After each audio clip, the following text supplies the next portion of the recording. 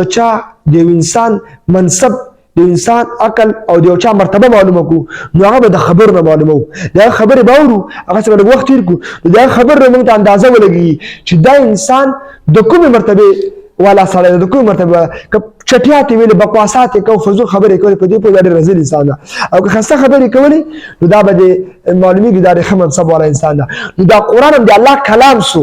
نو قران د الله کلام سره موږ تاسو چې قران وورو د قران نه موږ تاسو ته د الله پاک ذات معلومیږي چې معلومیږي د الله ذات معلومیږي نو دغه رقم کچرته موږ تاسو غواړو چې د الله سبحانه و تعالی ذات معلوم کو د الله تعالی صفات معلوم کو د الله تعالی افعال معلوم کو د الله تعالی رضا معلوم کو د الله تعالی خفقان معلوم کو د الله تعالی قوانین معلوم کو د الله تعالی قدرتونه معلوم کو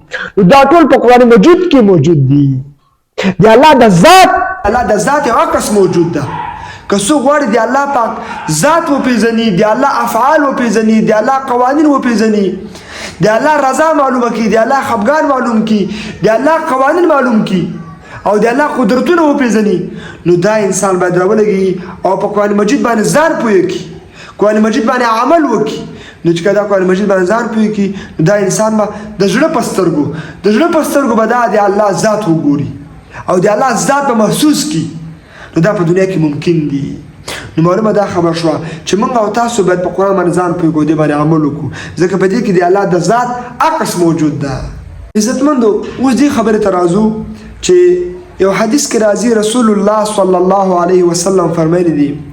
موږ دا مخکې خبر ثابت کړه چې قرآن د الله کلام ده نبی علیه الصلاة والسلام په حدیث کې فرمایي چې فضل کلام الله علی سائر الکلام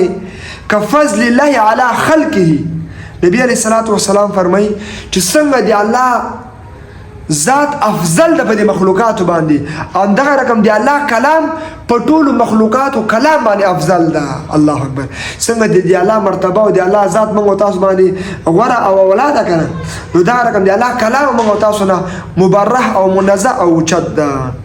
لکه یو مقوله کې راځي کلام الملوک ملوک الکلام د بادشاهانو کلام خبري ډېر قیمتي دا رقم د بادشاهانو کلام او خبري دا د خلکو د عوامو د خبرو بادشاهان دي یعنی د بادشاه خبرې ډېرې غټي لکه یو امیر المؤمنین خبرو کې د ملک ولسمشر او پریزیدنت یو خبرو کې غټه خبري او یو عادي خلک یو خبرو کې د عادي خلک خبرو ته څوک اعتبار نه ورکوي خو د بادشاه خبرو ته خلک اعتبار ورکوي نو الله په د بادشاهانو بادشاه د الله شهنشاه ده نو د الله کلام په ټول مخلوقاتو باندې غوره ده